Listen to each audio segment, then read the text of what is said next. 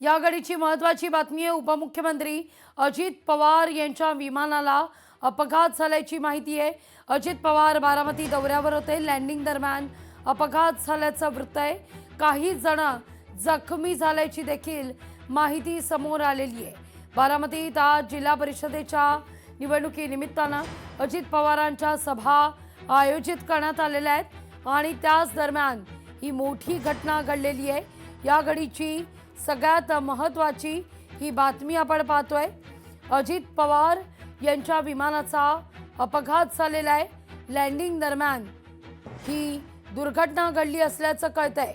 विमानातील काही जण जखमी झाल्याचं देखील वृत्त आहे। बारामतीमध्ये अजित पवार यांची सभा होती आणि त्याच दरम्यान हा गोंधळ उडालेला आहे। बारामतीत लँडिंग दरम्यान विमानाला अपघात झालेला आहे। काही जण जखमी झाल्याची बातमी आहे।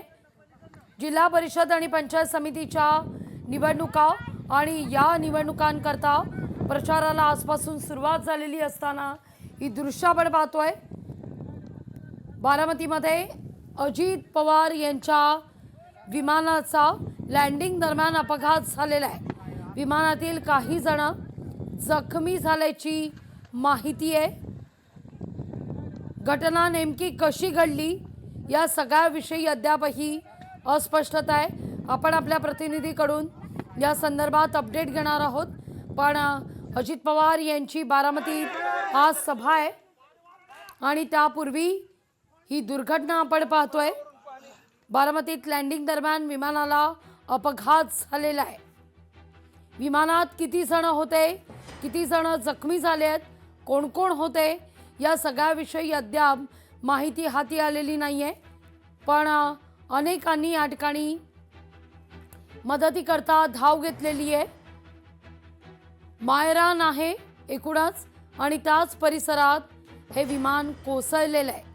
लँडिंग दरम्यान ही घटना। अधिक माहिती घेऊया आपले प्रतिनिधी अमोल धर्माधिकारी यांच्याकडून। अमोल, काय अपडेट? काही वेळापूर्वीच बारामती विमानतळावर हा सगळा धक्कादायक प्रकार घडलेला आहे। विमानामध्ये 4 जण होते अशी माहिती आहे। मात्र अद्याप अधिकृत कोणतीही माहिती मिळालेली नाहीये। लँडिंग होत असताना विमान हे जमिनीवर घासत घासत ते पुढे गेलं आणि त्यानंतरचा हा अपघात झालेला आहे आणि यामध्ये काही जण जखमी सुद्धा असल्याची माहिती आहे। अजित पवार आज बारामती दौऱ्यावर होते। पुण्यावरून ते बारामतीला येत होते अशी माहिती आहे आणि अजित पवारांच्या आज बारामतीमध्ये अनेक सभा होत्या जिल्हा परिषदेच्या निवडणुकीच्या अनुषंगानं। मात्र त्याआधी हा अपघात झालेला आहे। या अपघातामध्ये नेमकं काय झालेलं आहे याची अधिकृत माहिती आहे ती अजूनही हातात आलेली नाहीये, पण विमानाचा अपघात झालेला आहे हे मात्र नक्की आहे। या विमानात 4 जण होते। तुम्ही उल्लेख केला की अजित पवारही पुण्याहून बारामतीला येणार होते। ते कोणता मार्ग स्वीकारणार होते? पर्सनल जेटने येणार होते का, बाय रोड येणार होते का? काय या सगळ्या संदर्भात माहिती मिळतीये? प्रायव्हेट जेट हे होतं अशी माहिती आता तरी मिळालेली आहे आणि दरवेळेस अजित पवार ज्यावेळेस बारामतीमध्ये येतात त्यावेळेस ते याच प्रायव्हेट जेट मधून येत असतात। त्यामुळे नेमका हा अपघात कसा झालेला आहे, का झालेला आहे याची शक्यता आता वर्तवली जाते, पण अतिशय मेजर अशा पद्धतीचा अपघात आहे आणि थोड्या वेळातच याबद्दलची माहिती आहे ती समजू शकते। अगदी अमोल, आपण जर पाहिलं तर याआधी सुद्धा राजकीय मंडळींच्या विमानात उड्डाणादरम्यान असे अनेक प्रकार घडलेले आहेत। अमोल, माझा आवाज पोहोचतोय तुमच्यापर्यंत? अमोलकडे आपण पुन्हा एकदा जाणार आहोत, अमोलकडून अपडेट घेणार आहोत। पण या घडीची महत्त्वाची बातमी, विमानातील काही जण जखमी झाल्याचं वृत्त आहे।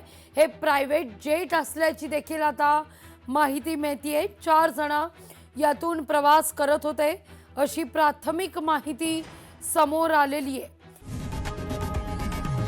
लोकशाही मराठी ऐका, पहा, जागरूक रहा।